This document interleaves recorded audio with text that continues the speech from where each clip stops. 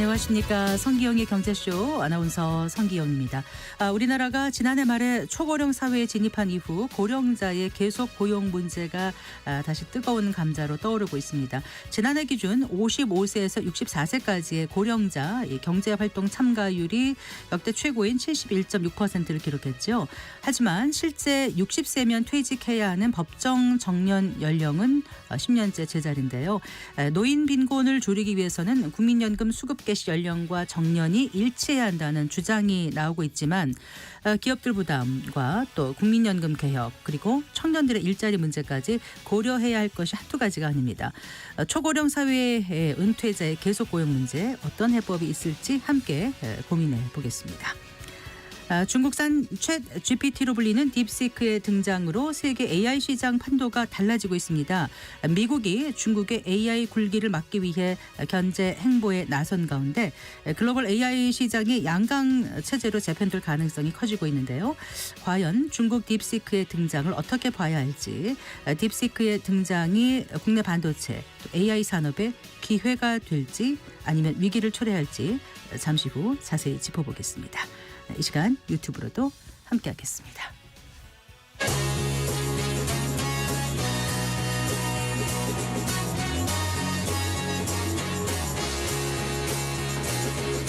경제 시야를 넓혀드립니다. 투자의 지름길을 안내합니다. 돈 되는 정보를 발견하는 시간. KBS 1라디오 경제쇼. 먼저 오늘의 주요 경제 뉴스부터 살펴보겠습니다. 경제 뉴스 브리핑 손석우 경제평론가와 함께합니다. 어서 나오십시오. 네, 안녕하세요. 안녕하세요. 자, 미국과 중국이 관세 전쟁을 시작한 가운데에서도 또 한편으로는 지금 협상의 여지를 열어놔서 관세 유예 가능성도 좀 있는 것 같아요. 네, 일단은 관세 부과 시점이 당장이 아니고 10일로 지금 해놨기 때문에 한 5일 정도 아직 협상할 시간이 남아 있잖아요. 네. 그래서 미국 현지 매체에서는 트럼프 대통령과 시진핑 주석 간에 전화 통화를 할 것이다라는 보도도 나왔었고, 네. 물론 아직까지 이제 전화 통화를 한 건 확인은 되지 않고 있습니다만 5일 정도 이제 그 기간이 남아 있기 때문에 전격적으로 양국 정상이 통화해서 뭐 유예라든지 전격 철회라든지 이런 식의 이제 전망도 가능하지만 물밑에서는 아마 실무진들끼리 협상을 하고 있을 것이다라는 게 지금 중론입니다. 그리고 잘 보면 지금 중국도 미국에 대해 보복 관세를 부과한다고 발표했지만 진짜 미국이 아픈 부분, 미국한테 타격을 줄 수 있는 품목에 대해서는 아직은 건들지 않았어요. 그러니까 네. 지금 관세 부과하겠다고 올려놓은 대상 품목이 미국산 원유. 근데 중국은 미국산 원유 거의 수입 안 하거든요. 거의 러시아나 중동, 이란 같은 데서 원유 수입 의존도가 높기 때문에 네. 별로 타격이 갈 건 아니고 예. 또 미국산 자동차 이런 거, 픽업 트럭 거의 수입 안 하는 품목들이에요. 그러니까 네. 일단은 지금은 타격이 좀 덜 가는 품목에서부터 그렇게 또 관세를 높이지 않으면서 그러니까 서로 좀 탐색전에 지금 기류라고 봐야 될 것 같고, 우리 건투시합에서도 처음부터 막 휘두르지 않잖아요. 잼 날리면서 서로 이렇게 좀 파악하듯이 지금 딱 그 시기가 아닌가 이런 이야기가 나오고 있습니다. 네. 하지만 결국 미중 간 협상은 좀 장기적으로 갈 것이다. 이런 네. 전망이 더 많은 것 같아요. 당연한 게 이제 1차 무역 협상 때 기억을 되돌려 보면 그때 그 양국이 이제 서로 관세 부과하고 보복 관세하고 이렇게 막 전 세계를 뒤흔들어 놨던 그 기간이 2년 가까이 돼요. 2년 가까이 그렇게 서로 아웅다웅 하다가 1차 무역 협상 결과가 이제 나온 거니까 일단 양측이 경험을 한번 축적했지 않습니까? 그러니까 서로 어느 정도 안단 말이에요. 네. 그리고 그동안 준비를 또 해왔었고, 그러니까 더 신중하고 더 섬세하게 아마 접근할 것이다. 그래서 긴 싸움을 염두에 두고 이 미중 간 협상을 바라봐야 된다라고 하는 거고, 네. 최근에 또 그 의미 있었던 게 히토류에 대한 이야기가 나왔지 않습니까? 예. 트럼프 대통령이 이제 우크라이나 대통령에게 히토류를 이제 요구를 했고, 여기에 대해서도 우크라이나가 긍정적으로 화답을 했지 않습니까? 그럼 왜 히토류를 이 시점에서 얘기했냐? 네. 이것도 결국에는 중국과의 장기 협상을 대비한 포석이다라는 해석이 나오는 거는 네. 중국이 이제 전 세계 히토류 공급의 70%를 담당하고 있기 때문에 이게 강력한 무기가 될 거라고 보고 있거든요. 그러니까 중국도 이 카드를 아직 꺼내들진 않고 있죠. 네. 근데 이제 협상이 진행되는 단계마다 이 수위를 높여갈 때마다 나중에 결국 이 히토류를 무기화로 꺼내들 가능성이 있고 미국도 이걸 알고 있기 때문에 네. 거기에 대한 완충 카드로서 우크라이나에서 히토류를 도입하는 이런 방안들을 지금 검토하고 있는 거니까 하여간에 여러 가지 복잡한 사안들이 있지만 지금 관세 협상의 맨 끝단에는 중국이 있고 미중 간의 협상은 장기전으로 가게 될 것이다. 이 부분을 염두에 두고 지금 상황을 바라봐야 될 것 같습니다. 네. 자, 이런 가운데 정부도 관세 전쟁에 대비하는 그런 방안을 내놨습니다. 일단 배터리라든가 바이오 같은 첨단 산업을 지원하는 기금을 신설한다면서요? 예, 오늘 발표됐습니다. 가칭 첨단 전략 산업 기금이고요. 국책은행이 산업은행을 통해서 조성을 한다. 네. 기금 규모가 어느 정도 되냐? 34조 원 이상. 좀 대규모로 조성을 한다는 계획입니다. 최상목 대통령 권한대행이 오늘 산업 경쟁력 강화 관계장관 회의에서 이 같은 기금 조성 계획을 내놨고요. 그럼 이 기금을 통해서 뭘 하냐가 중요한데 말씀하신 대로 이제 배터리나 바이오 같은 첨단 산업 분야에 있어서 이 기업의 기술에 투자하는 기업들에게 저리로 대출을 해준다거나 혹은 그 기업의 지분을 직접 사는 지분 투자 같은 이런 다양한 지원을 해주겠다는 구상을 갖고 있고요. 정부가 또 미국 바이든 행정부가 기업들의 투자를 촉진하기 위해서 인플레이션 감축법 IRA를 시행했지 않습니까? 네. 그러니까 우리 정부도 지금 한국판 IRA를 추진하는 방안도 검토하고 있는 것으로 알려졌습니다. 그렇군요. 그러니까 트럼프발 관세 전쟁 또 자국으로 이런 투자를 유도하는 이런 리쇼어링 정책에 대응하는 차원에서 네. 우리 정부도 좀 적극적인 맞대응 방안을 지금 구상하고 있다 이렇게 보시면 되겠습니다. 네. 자, 이런 가운데 지금 물가가 좀 걱정이 되죠. 네. 조금 들썩거릴 조짐을 보이고 있는데 일단 지난달에는 소비자 물가가 다시 2%대로 올라섰다면서요. 네, 이게 좀 걱정했었는데 걱정한 대로 좀 다시 좀 올라갈 조짐을 보이고 있는 거죠. 통계청이 발표한 소비자 물가 동향 1월 소비자 물가 지수가 115.7을 그래서 1년 전보다 2.2%가 상승을 했고요. 반년 만에 가장 높은 상승률입니다. 작년을 보시면 물가가 확연히 이제 하반기에 안정이 됐었죠. 9월에 1%대로 이제 진입을 했었고 10월에는 1% 초반대까지 떨어졌었다가 네. 이게 이제 11월부터 좀 방향을 다시 바꿔서 1.5, 1.9 이렇게 올라가더니 결국 지난달에 다시 2%대로 좀 올라선 거거든요. 이 물가가 이처럼 2%대로 다시 올라선 거는 일단 국제 영향이 컸다고 봐야 됩니다. 국제 유가 영향이 컸다고 봐야 됩니다. 네. 석유류가 7.3% 올랐어요. 그래서 이것도 거의 반년 만에 최고 상승률을 나타내면서 네. 전체 물가를 보면 0.27%포인트 끌어올린 것으로 분석이 됐고요. 환율도 한몫했죠. 그리고 맞습니다. 네. 환율이 급등을 했고 이것도 물가를 자극한 요인이었죠. 원달러 환율만 보면 작년 4분기부터 이제 다시 오르기 시작했다가 12월에 계엄 사태 등으로 크게 출렁이면서 그때 이제 확 올랐었죠. 1,480원대까지도 올라섰었죠. 그러니까 환율이 이렇게 오르니까 수입 물가가 비싸지게 되고 결국 시차를 두고 최종 소비자 물가에도 이렇게 상승 압박 요인으로 작용을 한 겁니다. 이 안정세를 찾던 물가가 이렇게 다시 상승세로 돌아섰는데 이 추세가 계속될지가 이제 관건이겠죠. 정부의 설명은 이렇습니다. 연초에 불확실성도 있고 상방 압력이 있기는 하지만 전반적으로 물가가 둔화 흐름에 있다는 이 기조 자체는 아직 유지되고 유지될 있다. 것이다. 네. 예. 이런 전망을 내놓고 있는데 글쎄요. 저는 관리하기 녹록지 않다고 봅니다. 일단 불확실성에 우리가 주목을 해봐야 될 건 최근에 불거진 관세 이슈만 해도 관세 한번 그때 발표되니까 그때 환율 또 확 올랐었지 않습니까? 네. 미국이 또 연준이 금리나 속도 조절에도 나서고 있기 때문에 전반적인 강달러 기세가 여전하거든요. 네. 이런 것들을 보면 우리에게는 물가 관리에 상당히 제약적인 환경을 갖고 있다 이렇게 생각됩니다. 오늘은 이제 환율은 그래도 조금 안정세입니다. 네, 오늘은 1,400원대입니다. 네. 네. 자, 1,446원. 예. 올해부터 이제 해외 투자형 펀드의 외국 납부세 공제 방식이 개편되면서 네. 이제 절세 계좌에 적용되는 세제 혜택이 사라지게 됐다고 이제 뉴스가 나오던데 네. 조금 자세히 설명을 해주시겠습니까? 꽤 논란이 있더라고요. 예. 이게 이제 외국 납부세 공제라는 걸 먼저 설명을 드리면 네. 해외 자산에 투자해서 발생한 소득의 소득에 대해서는 네. 외국에서 먼저 세금을 부과를 하는데 이걸 네. 국내로 들여올 경우에는 네. 국내에서도 세금을 부과할 수 있으니까 이러면 이중과세가 되죠. 네. 예, 그러니까 이중과세를 방지하기 위한 제도거든요. 이 외국 납부세 공제라는 네. 게. 근데 이제 공제하는 방식이 바뀌는 거예요. 기존에는 선환급 후 원천 징수를 하는 이런 2단계 절차를 밟았어요. 네. 예컨대 이제 미국에 요즘 많이 투자하니까 네. 미국 자산에 투자하는 펀드라고 가정을 해보면 네. 이 펀드에서 분배금을 받는다면 네. 미국 정부가 여기에 대해서 배당 소득세를 원천 징수하지 않습니까? 예. 그러면 이 원천 징수한 만큼 기존 방식은 국세청에서 해당 펀드에 먼저 환급을 해줘요. 1차로. 네, 1차 환급을 해줘요. 네. 그러면 투자자가 국내에서 분배금을 받을 때 이제 국내 세율에 맞춰서 다시 원천 징수를 하는 거죠. 좀 복잡하네요. 복잡하죠. 네, 선환급 후 원천 징수가 이 방식이었단 이 말씀이시죠. 방식이었죠. 이게 이제 바뀌는 겁니다. 어떻게 바뀝니까? 그러니까 선환급해 주는 게 사라지는 거요. 네. 사라지는 거고요. 해외와 국내의 원천 징수 세율과의 차액만 추가 징수하는 방식으로 바뀌는 거죠. 네. 예를 들어서 해외에서 배당 소득세가 10%예요. 네. 우리 국내에서는 배당 소득세가 기본적으로 14%거든요. 네. 그럼 해외에서 먼저 10%를 뗐다고 쳐보죠. 그럼 4%가 예. 우리가 더 배당 소득세가 높기 때문에 예. 국내에서 배당 소득을 받을 때는 이 4%에 대해서만 네. 추가적으로 과세를 하는 방식인 겁니다. 네. 근데 이제 만약 미국을 예를 들면 미국은 15%거든요. 우린 14%고 미국이 더 높잖아요. 뭐가요?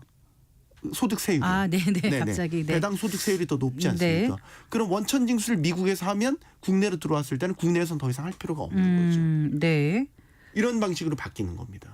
그런데 아까 지금 논란이 좀 있을 것 같이 말씀하셨지 않습니까? 네. 어떤 점이 문제가 되는 거죠? 이게 일반 계좌를 보유한 분들한테는 큰 상관이 없어요.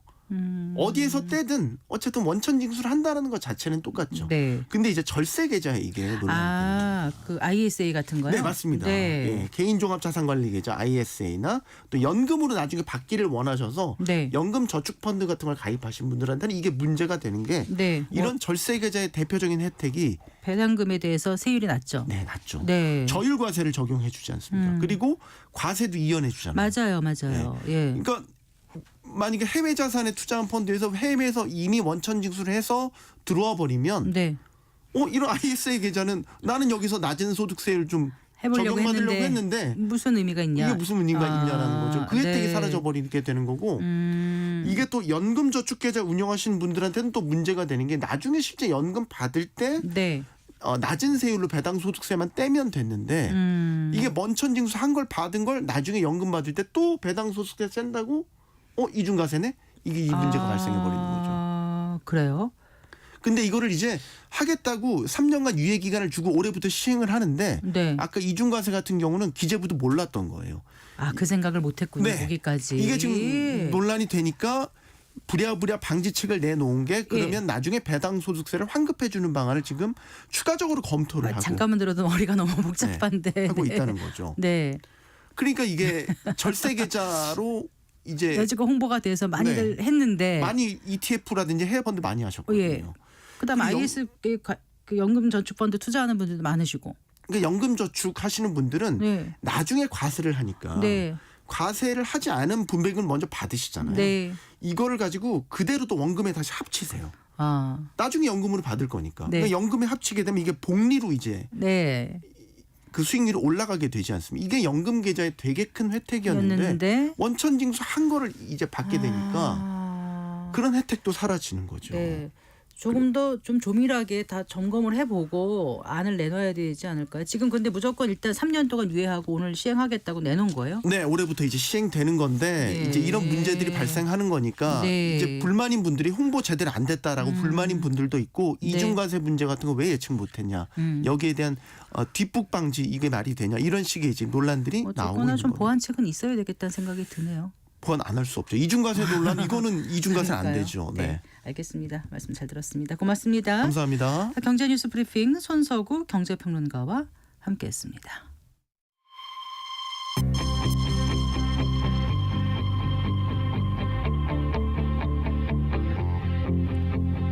경제 전문가의 원포인트 레슨.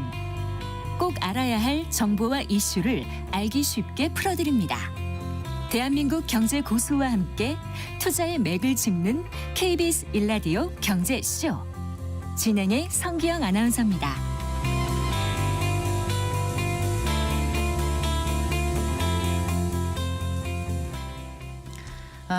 65세 이상 인구가 전체 인구의 그 20% 이상인 경우 초고령 사회라고 하죠. 지난해 말 우리나라가 이제 초고령 사회 시대, 초고령화 시대에 진입한 그 상황에서 만 60세 그 정년이 지난 뒤에도 고령 노동자를 고용해야 하는 건 이제 국가 성장은 물론이고 또 기업 그리고 개인의 소득을 위해서도 이제 필수 불가결한 요소가 되고 있습니다. 이렇다 보니까 이제 고령자의 계속 고용 문제에 대한 관심이 커지고 있는데요. 문제는 이 고용의 형태를 놓고 의견이 갈린다는 점입니다. 그러니까 안정적인 노후를 위해서는 법적 정년이 연장돼야 된다 이런 주장이 있는 반면에 현재 정년을 그대로 둔 상태에서 퇴직 후 재고용 형태를 활성화해야 한다 이런 의견 나오고 있던데요. 고령자의 계속 고용에 관한 문제 오늘 자세히 짚어보겠습니다.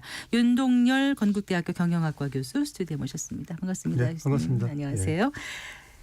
정말 이 60세 이상 고령자의 계속 고용 문제가 본격적으로 이제 수면 위에 떠오를 수밖에 없습니다. 벌써 우리나라가 이제 초고령화 사회에 네. 진입했지 않았습니까? 네.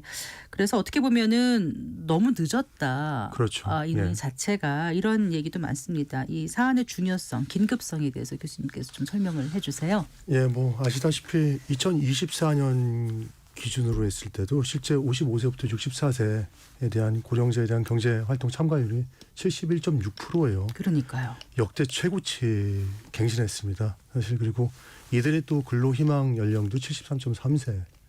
입니다. 네. 이런 부분 같은 경우는 영향은 사실 초고령사에 이미 우리가 진입을 했잖아요.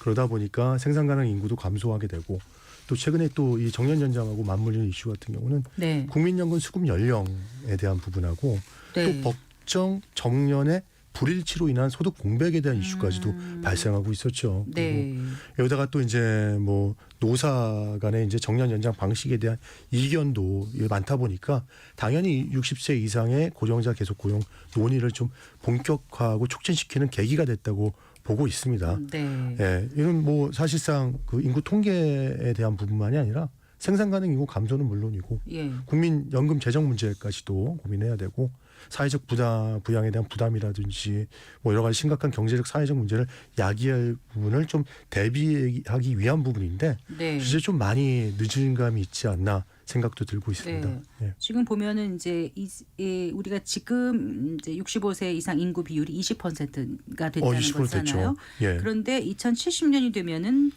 65세 이상 인구 비율이 46.4%요. 46.4%인데 네. 추정치가 그런 거지 네. 사실 50% 넘을 수도 있어요. 그러면은 인구 전체의 반이 예. 고령자라는 거잖아요.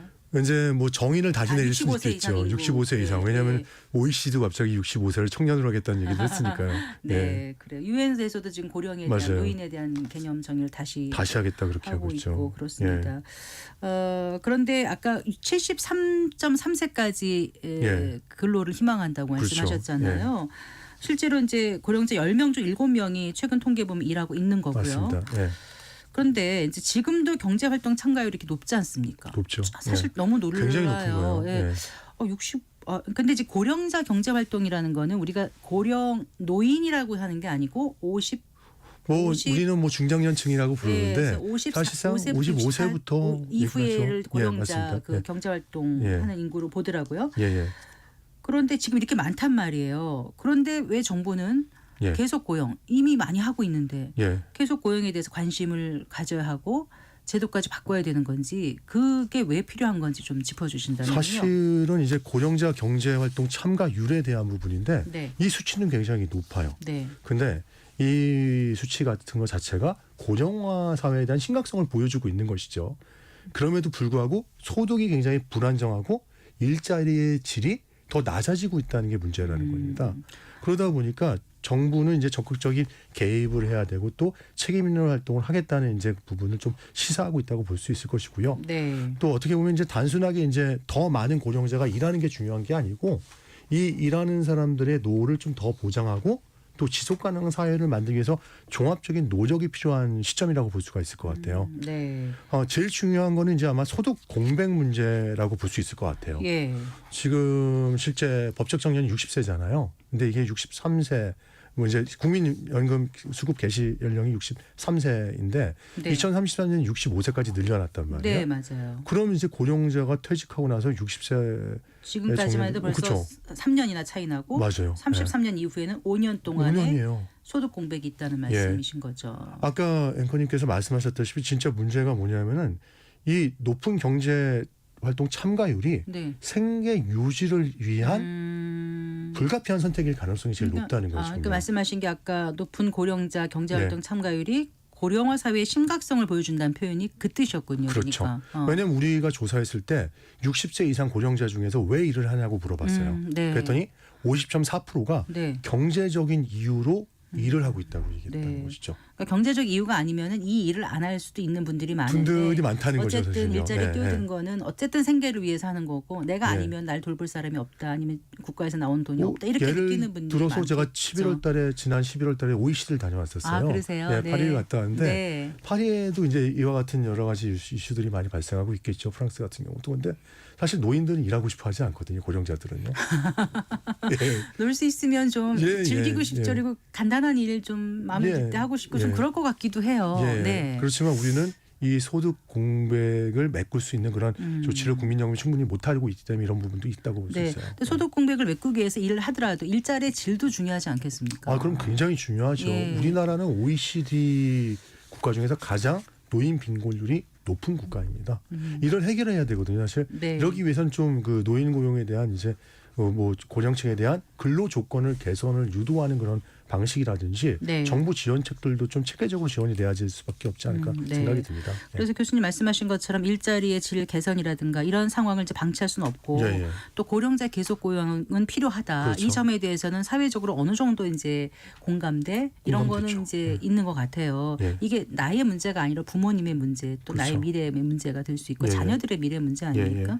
그래서 이제 지난해부터 경제사회노동위원회에서 정부 뭐 기업 또 저기 노동계 다 모여서 논의를 하고 있는 예, 예. 걸로 알고 있는데 좀 어디까지 논의가 진행돼 있습니까? 사실 이 논의 자체는 이제 경사노위하고 같이 논의를 해야 되는 네. 부분이기도 한데 저는 이제 경사노위에서 이 인구구조 변화 대응 계속고용위원회에 들어가 있지는 않아요. 아, 네. 저는 이행점검위원회에 들어가 아, 있거든요. 이행점검에 계세요. 네, 근데 사실 그런 부분에 이슈도 포함이 될 수도 있겠죠. 네. 그렇지만 여기 이제 권기섭 위원장님이 얼마 전에 취임하셨잖아요. 네. 저도 좀 대화도 같이 나눴고 네. 여러 가지 이슈를 했는데 얼마 전에 좀 입장을 좀 얘기를 들어봤어요. 그랬더니 법정 정년을 연장하는 것은 이제 어떻게 보면은 청년 채용이라든지 네. 기업 경쟁력 제고 등의 이제 사회 경제적인 측면에서 좀 바로 그냥 아무런 조치 없이 연장하는 건 좀 무책임한 방법이 될 수 있다, 방식이 될 수 있다. 본인도 이렇게 얘기를 하셨고. 아, 경산호 위원장께서 예, 예, 아, 예.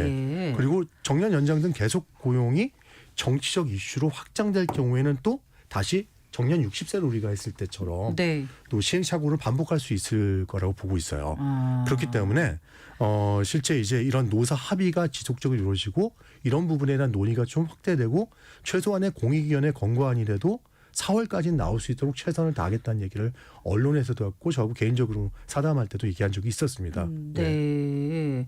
그런데 지금 위원장님 말씀으로는 어쨌든 어떤 특별한 조치 없이 법정 정년을 연장하는 것은 반대한다는 입장이시니까. 그렇죠. 그러신 그러니까 어느 거죠? 정도 준비를 하겠다는 얘기겠죠. 그 부분에 대한 것들은요. 예. 네.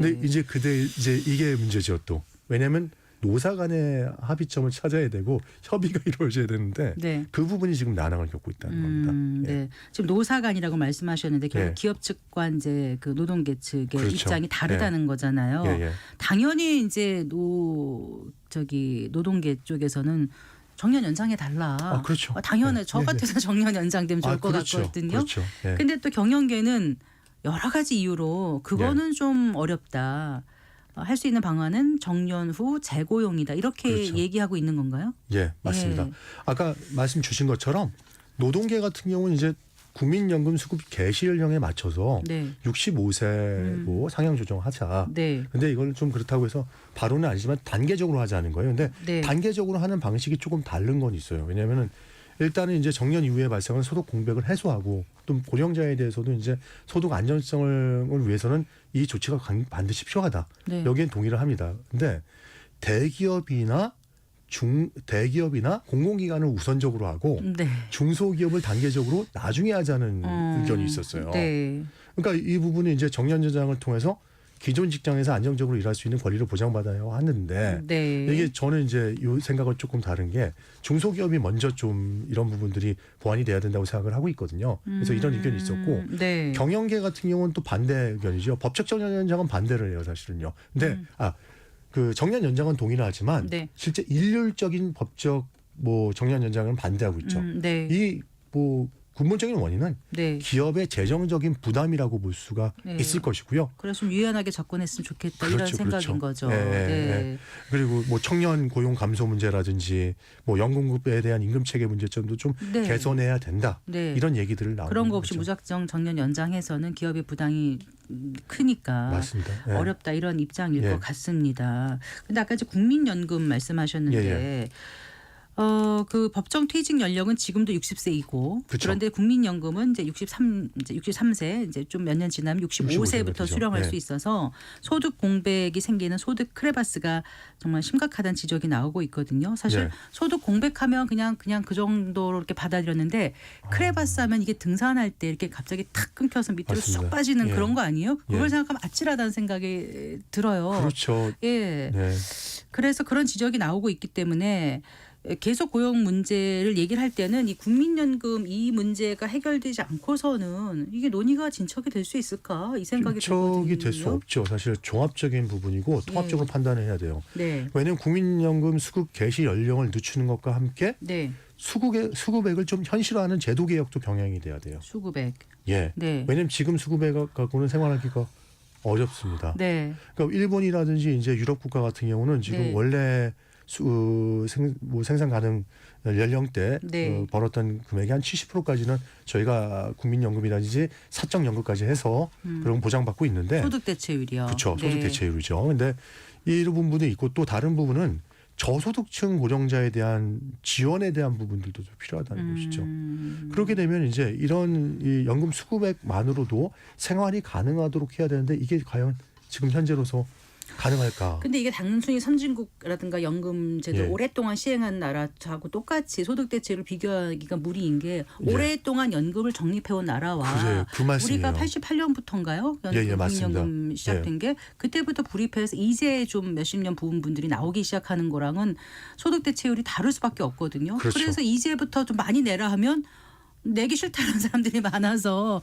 여기도 근데 합의가 지금 안 되고 합의가 안 있어가지고 되죠, 당연히. 네. 왜냐하면 청년 입장이라든지 내가 중년 받을 수 있을까 입장에서도 이렇게 얘기하는 청년들도 본인들이 낸 많고요. 것보다도 덜 받을 예. 수도 있는 부분들이 있을 것이고 네. 또 사실은 지금 수령하고 있는 분들이 예전에 연금을 낸 것보다 훨씬 많이 받고 있어요. 몇 배 정도죠.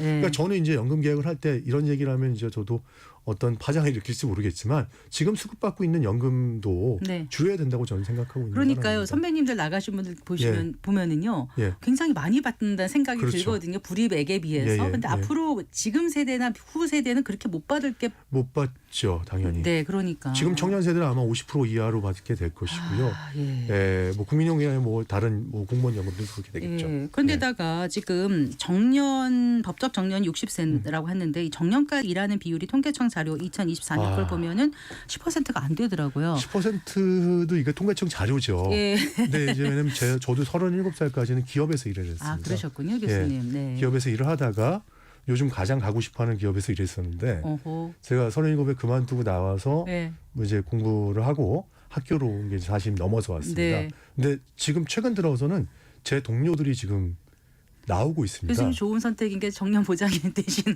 거 아닌가요? 뭐 이제 결론적으로는 그렇게 이제 친구들 지금 와서 얘기를 하는데 네. 사실 이 9.3%라는 것은 10명 중에 예. 한 명만 실제 정년까지 갈 수 그러니까 있다는 법정 정년을 계속 더 늘린다는 거는 예. 이 지금 10명 중에 한 명을 예. 위한 거지. 예. 결국은 나중에 노인 일자리 양극화만 더 심화되는 거 아니냐 이런 지적도 정확하신가요? 가능하지 그러니까 않나요? 이게 고령자 뭐 이렇게 정년까지 근무할 수 있는 고령자 수는 굉장히 소수예요. 그런데 네. 오히려 이제 고령자 일자리의 양극화를 심화시킬 수 있다는 부분을 충분히 고려해야 된다는 부분입니다.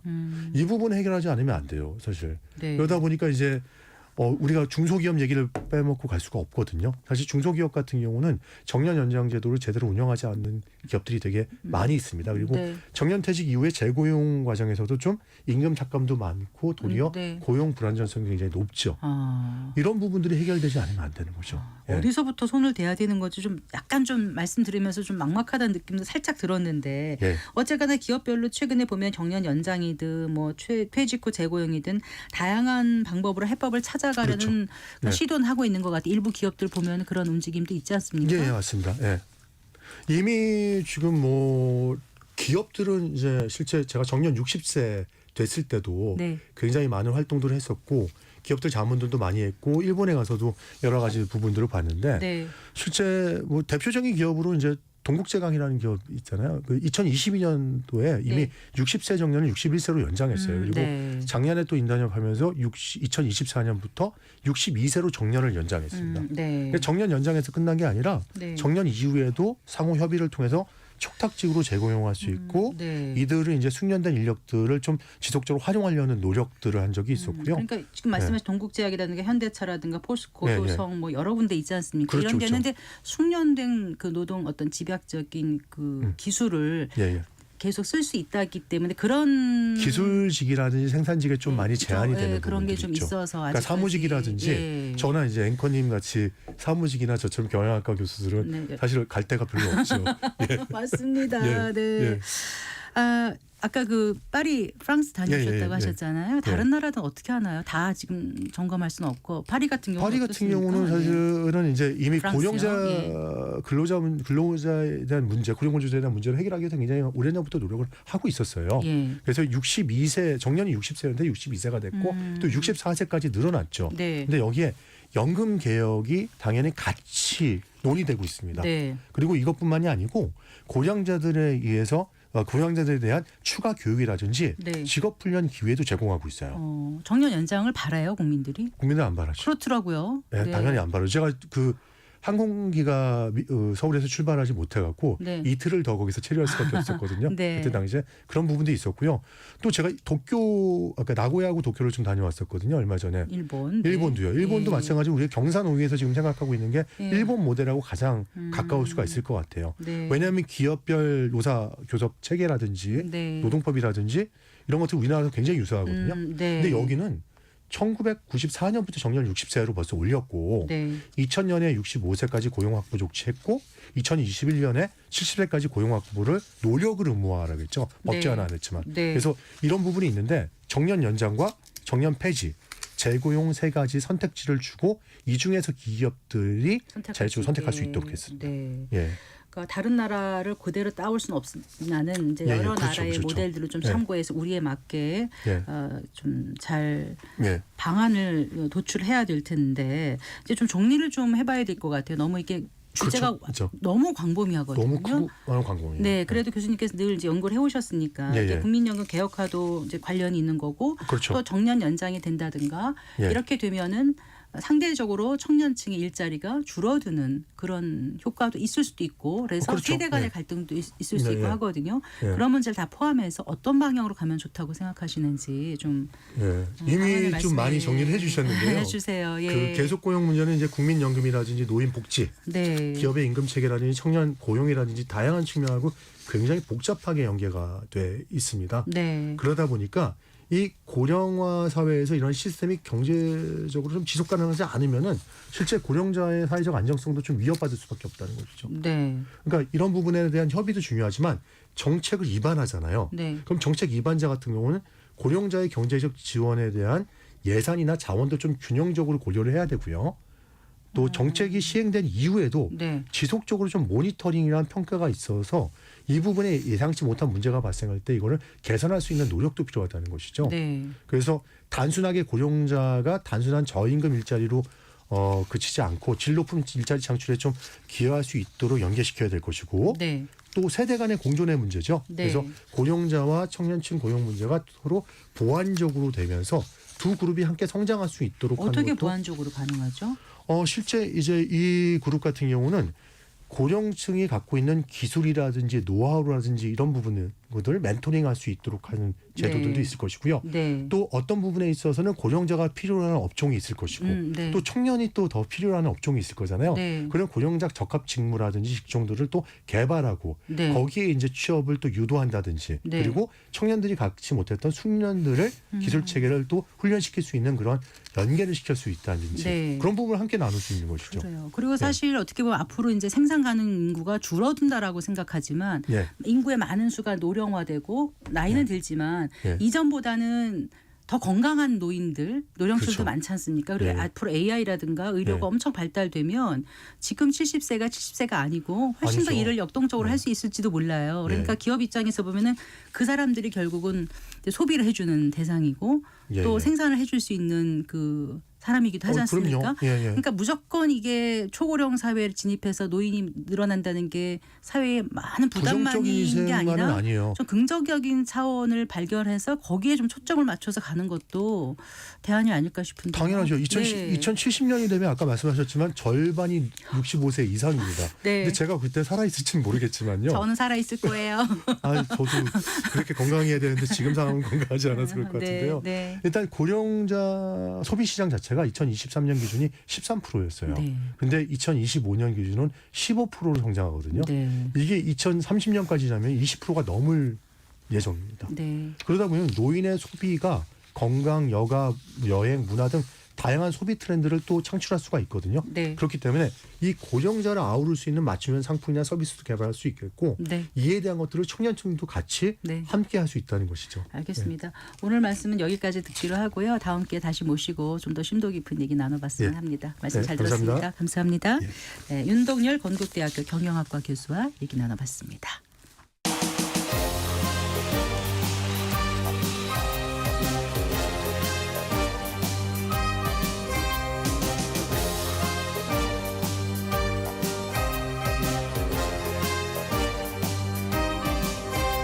경제를 알아야 세상이 읽힙니다. 투자를 알아야 돈이 보입니다. KBS 1라디오 경제쇼. 네, 정말 최근 뜨거운 이슈죠. 중국의 딥시크 여파가 연일 전 세계를 흔들고 있는데요. 어제는 또 그 오픈 AI의 샘 올트먼 최고 경영자가 한국 AI 기업들과 한미 AI 생태계 연합전선 구축에 나섰습니다. 이 중국의 딥시크로 우리나라에도 발등에 불이 떨어진 셈인데요. 이 우리나라 AI 산업은 물론 반도체 기업에 이 딥시크 여파가 어떤 영향을 미치게 될지 좀 알아보는 시간 마련했습니다. 차영주 IS 경제연구소장 스튜디오 모셨습니다. 반갑습니다. 예, 안녕하십니까? 안녕하세요. 예. 직접 써보실 수 있었나요? 기회가? 저는 딥시크는 아직 안 써봤고요. 그렇죠. 안 써본 이유가 그게 아무래도 중국으로 정보 넘어간다 그래가지고. 근데 챗GPT는 이제 유료 버전을 쓰고 있는데 네. 그래서 주위에 좀 물어봤어요. 네, 딥시크 네. 써봤냐? 그랬더니 써보신 분들이 꽤 계시더라고요. 벌써요? 예. 그래서 이제 상황이 어떠냐라고 네. 물어보니까 물론 이제 이게 오픈 버전이니까 네. 챗GPT도 오픈 버전 같은 경우는 출처를 안 밝히거든요. 네. 근데 이제 유료 버전 같은 경우 챗GPT 같은 경우는 유료 버전에서는 네. 출처를 밝혀요. 근데 이제 딥시크도 여전히 무료 버전이기 때문에 출처를 밝히지 않는데 예. 그러니까 좀 양극화가 있는 것 같아요. 그러니까 이제 지금까지 알려진 바로는 미국의 수학경시 대회에 예. 딥시크를 이제 미국에서 돌려보니까 중국 이게 프로그램이잖아요. 근데 이제 미국 수학경시 대회에서 맞추 그 정답률이 챗GPT보다 좋았다는 거예요. 아 그래요. 근데 여기서 이제 제 양극화라 그러는 것은 그게 고도로 된 거는 하는데 예. 속도 면에 있어서는 조금 느리고요. 그러니까 이제 아. 짝짝짝짝 이제 양 화면에서 이제 비교한 걸 제가 유튜브를 통해서 봤는데 보셨어요. 쭉쭉쭉쭉 이제 문제를 풀어가는데 속도면 좀 다소 느리고 네. 그리고 그렇지 않고 그냥 일상적인 질문에 대해서는 네. 그 마치 챗GPT 초기 버전처럼 논리가 좀 부족하거나 네. 약간의 허점들이 그러니까 우리가 봐서도 이게 허점이 좀 부족하다. 그러니까 아직은 개발 중인 거로 좀 봐야 될 것 같아요. 네. 그러니까 비하하는 게 아니라 네. 그렇지만 어찌 됐든 중국에서 이걸 만들어냈다라는 것은 엄청난 충격이다라고 말씀드릴 수 그 있겠죠. 챗GPT가 지지난해 초였나요? 네. 저 공개됐을 때 그렇죠. 그때 모습이라고 하셨는데 그때부터 지금까지 무척 발전하지 않았습니까? 그렇죠. 그럼 중국 것도 그렇게 금방 또 발전. 그렇겠죠. 하지 이게 않을까요? 결국 이제 이런 것들은 학습 모델이기 때문에 예. 학습이라는 것은 기존에 나와 있는 세상에 있는 모든 것들을 학습을 통해서 새로운 것들을 만들어내기 때문에 시간 문제거든요. 네. 그러니까 우리가 알파고라는 거 기억하실 겁니다. 이제 바둑 대회가 했을 때 네. 그 알고리즘은 그대로 쓰고 있어요. 벌써 10여 년 전 얘기거든요. 네. 알고리즘의 문제가 아니라 이거를 얼마만큼 딥러닝하고 얼마만큼 학습을 하고 네. 얼마만큼 프로그램이 돌아가느냐의 컴퓨터의 사양 문제인데 이런 부분에 있어서 물론 이제 중국은 컴퓨터 사양 문제는 제가 설명드리긴 하겠습니다만 시간이 지나면 지날수록 물론 챗GPT도 진화하지만 우리가 그러니까 일반적인 사람들이 쓰는 아주 이제 고급 인력들이 쓰는 게 아니라 일상적인 사람들이 쓰는 부분에 있어서는 뭐 거의 무차별화되지 않겠는가. 좀 그렇게 그래서 굉장히 지금 서방 세계가 좀 놀라고 있는 상황이다라고 정리가 될 것 같습니다. 어쨌든 정말 전 세계를 강타했습니다. 이 뉴스가 뜨자마자. 그렇죠. 예. 일단 놀라운 부분이 저비용으로 만들었다는 거 이거예요. 예, 그렇습니다. 예. 여기에 대해서는 첫날 이게 이제 월요일에 발표가 나오면서 네. 그러고 나서 이제 이게 굉장히 충격으로 다가왔는데 시간이 지나고 나면서부터 과연 이 가격이 맞아? 이런 이제 조금 의구심들이 들었어요. 이게 뭐냐면 네. 그들이 발표한 것이 네. 딥시크 R1 모델입니다. 네. 이게 이제 첫 번째보다 하나 더 진화된 모델인데요. 네. 이 R1 모델에 대해서 네. 약 557만 달러, 우리나라 돈으로 한 80억 정도 들었다라고 얘기를 하거든요. 근데 이게 챗GPT-4 지금 이제 제가 쓰고 있는 건데 챗GPT-4 프로를 쓰고 있는데 이 개발 비용에 대략 한 18에서 20분의 1 정도밖에 안 들었다라는 거예요. 네. 그러니까 보통 우리가 이제 이러한 그 AI, 오픈 AI를 하기 위해서는 대규모 자본이 들어가야 되기 때문에 네. 우리나라 한국이 하기에도 좀 어려운 거 아니야라고 봤는데 중국은 해냈다라는 거죠. 근데 마지막 단계에서 비용만 80억이고 지금 이제 실제로는 그 뒤에 물밑에서 지원했던 게 많았던 게 아닐까요? 그러니까 이제 그런 것들이 이제 수면 위로 떠오르기 시작한 겁니다. R1만 80억 아니야? 그럼 그 뒤에는 이것을 하기 위해서 학습이라든지 직원 비용이라든지 여기서 우리가 한 가지 좀 고민해봐야 될 게 뭐냐면 뒤에 가서 이제 창업자 얘기가 나오긴 하겠습니다만 창업자가 이것을 만들기 이전에 일단은 헤지펀드에서 돈을 벌었거든요. 네. 헤지펀드에서 돈을 벌어서 자기가 GPU 만장을 확보했다라고 이미 얘기를 했어요. GPU를 만장을요. 예, 그러니까 이 GPU 만장가격만 해도 이게 어느 정도 수준이냐면 만장이면 뭐 그렇게 한데 우리나라에 분산돼 있지만 총 지금 현재 알려진 게 대략 한 2만여 장밖에 안 됩니다. 네. 우리나라에 있는 총 수량이 2만여 장인데 이 사람이 만장을 확보했다라면 어마어마한 금액이거든요. 그렇기 때문에 요거는 조금 우리가 의심이 조금 간다. 지금까지는 이제 그 정도로 정리해야 될 것 또 같습니다. 궁금한 거는요. 미국이 이제 중국의 반도체 규제를 하고 있지 않았습니까? 예. 그런데 어떻게 저사양 반도체를 어떻게 만들었을까? 예. 그러니까 이제 중국에 들어가는 것은 우리가 이제 그 GPU라는 거 앞서 말씀드렸던 GPU에서 H100이라는 게 이제 들어가는데 보통 이제 이거는 서방에서 쓰는 거고 저사양인 H800이 현재 지금 중국에 들어가거든요. 이걸 사용했다라고 밝히곤 있어요. 그러고 그다음에 화웨이 중국 칩을 썼다라고 얘기를 하고 있어요. 그렇기 때문에 이 부분에 대해서는 과연 이제 서방에서 그것을 이제 막았다 하더라도 서방 칩이 안 들어갔겠느냐? 의심은 가지만 우리가 이제 물증은 없는 상태고요. 근데 어쨌든 중국이라 그래서 우리가 꼭 고사양이 아닌 걸 가지고도 할 수 있는 두 가지 방법이 우리가 예를 들어드릴 수가 있겠는데요. 지금 중국 같은 경우 7나노 D램을 만들고 있습니다. 요거 이제 노광 장비라는 그게 없으면 못 만드는 건데 그 부분을 얘네가 뚫어냈고요.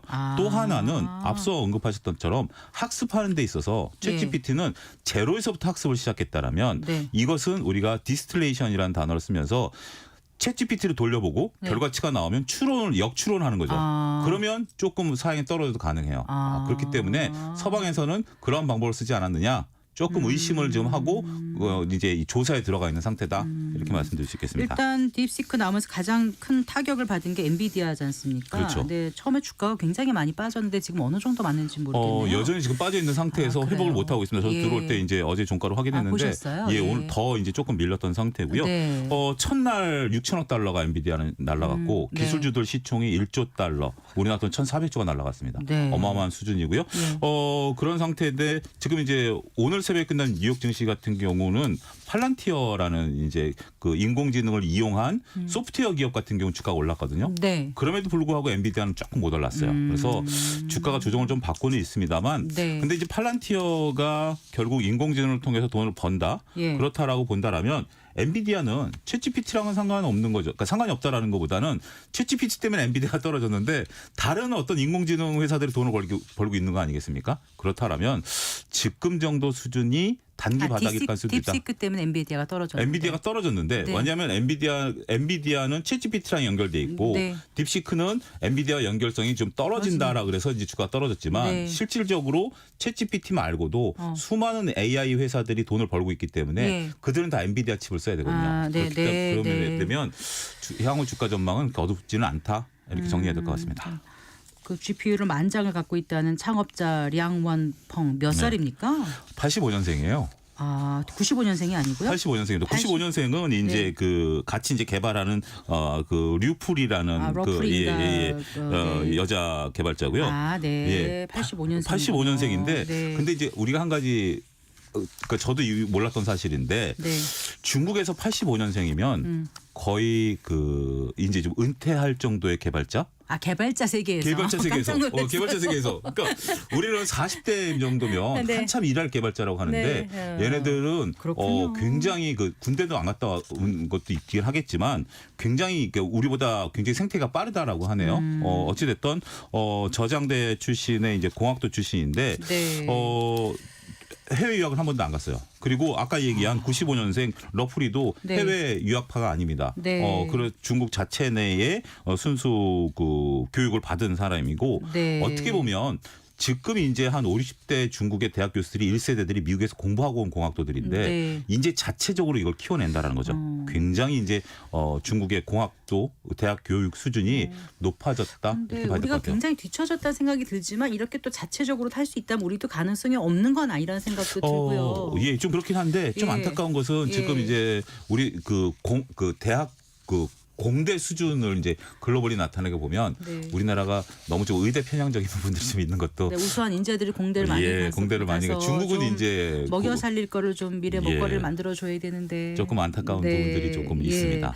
자, 사실 이제 그 투자자 입장에서 이 딥시크 충격을 어떻게 받아들일지 이런 얘기도 좀 여쭤보고 싶었거든요. 예. AI 산업에 앞으로 어떤 영향을 미칠지 그러면 그게 우리 투자하는 분들한테는 어떻게 받아들여서 투자에 임하면 좋을지 이런 얘기를 좀 해주세요. 예, 이제 딥시크 같은 것들이 저는 네. 여기서 끝나지는 않는다라고 보여집니다. 네. 딥시크뿐만이 아니라 수많은 이러한 딥시크와 관련된 것들이 네. 계속 나올 거예요. 그렇겠죠. 많은 것들이 개발하고 있고 예. 그러면 현재 지금 챗GPT라든지 이런 것들은 아무래도 충격을 받을 수밖에 없겠지만 지금 이러한 플랫폼이 갖고 있는 효과는 뭐냐면 선점해버리면 굉장히 이게 무섭다라는 겁니다. 그렇죠. 우리가 카카오를 쓰다가 라인이 들어왔다가 라인이 쫓겨난 것처럼 카카오 효과가 굉장히 중요하고 그런 선점 효과가 중요하거든요. 맞아요. 두 번째는 우리나라가 현재 지금 잘하고 있는 게 하드웨어예요. 네. 근데 지금 이제 정말 챗GPT가 하던 딥시크가 하던 뭐 땡땡땡이 나오고 동글동글이 나온다 하더라도 이게 다 GPU와 HBM을 써야 된다라는 네, 거죠. 네. 그렇다면 우리나라한테는 여전히 기회일 수밖에 없다. 우리나라 HBM 잘 HBM 만들고 잘하고 있고. 네. 그다음에 이거를 돌리려면 네. 뭐가 필요하죠? 전력? 전력이 필요하죠. 네. 근데 전력 같은 경우 우리나라가 특히 멕시코 같은 경우 관세를 때려버리면 네. 전 세계에서 유일무이해요. 네. 그렇기 때문에 전력, 인프라, 전선, 그다음에 우리가 할 수 있는 것 중에 하나는 또 보안들. 네. 지금 이제 각각의 그런 AI들이 보안이 중요해지기 때문에 네. 그 보안과 관련된 것들을 보게 된다라면 단순하게 이 혼돈성에서 네. 무엇이 이 혼돈을 뚫고 갈 수 있느냐라고 네. 보면 저는 하드웨어, 전력, 보안 이렇게 정리가 우리가 할 수 가능합니다. 있는 영역이 분명히 있어 보입니다. 이번에 그 샘 올트만 오픈 AI 최고 경영자가 우리 기업들과 한미 AI 생태계 연합전선 구축에 또 네. 나선 거 보면 좀 긍정적으로 희망할 만한 그런 부분도 있는 것 같고요. 그렇죠. 일단 국내 반도체 산업 어떻게 전망하시는지 그다음에 주가 전망 어떻게 하시는지 끝으로 좀 부탁드리겠습니다. 그 반도체 같은 경우는 일단은 하이닉스가 오늘 거의 20만 원까지 올랐거든요. 네. 굉장히 견조했습니다. 네. 삼성전자는 못 올랐는데 네. 바로 이 점이 부각이 됐다라고 아, 볼 수 그래요. 있겠고 네. 저는 이제 그 부분보다 오늘 카카오와 네이버의 주가가 상당히 많이 올랐습니다. 오랫동안 소외돼 있다가 예, 네. 그렇죠. 더군다나 앞서 말씀하셨다시피 샘 올트먼 같은 경우 이제 카카오를 통해서 우리나라에 이제 그러한 그 인공지능을 도입한다라고 하니까 네, 뭐. 그렇게 된다면 우리 자체 개발보다 훨씬 적은 비용에 네. 우리의 고용을 창출할 수 있는 부분이 되거든요. 네. 그래서 네이버 카카오가 황골탈퇴하는 어떤 모습. 그래서 이해진 의장이 네이버의 의장으로 다시 돌아오는 거 아니겠습니까? 아. 그만큼 긴장감이 있다라는 것은 투자자한테는 좋은 거죠. 네. 따라서 하드웨어뿐만 아니라 네이버, 카카오 같은 생태계의 복원 네. 이 부분을 보면 주시장이 한 번 더 힘을 받지 않을까 싶습니다. 반도체 전반적으로는 어떻게 보세요? 반도체 전반적으로는 저는 다 긍정적으로 봅니다. 어차피 네. 반도체는 계속 팔아야 되는 입장이고 네. 어떻게 보면 저는 청바지 회사라고 표현드리고 싶어요. 네. 금은 누가 캐든지 청바지는 팔린다 이렇게 정리하겠습니다. 알겠습니다. 잘 들었습니다. 고맙습니다. 감사합니다. 차영주 IS 경제연구소장과 함께했습니다. 마칠 시간입니다. 성기영의 경제쇼 오늘 순서 여기까지입니다. 아나운서 성기영이었습니다. 고맙습니다.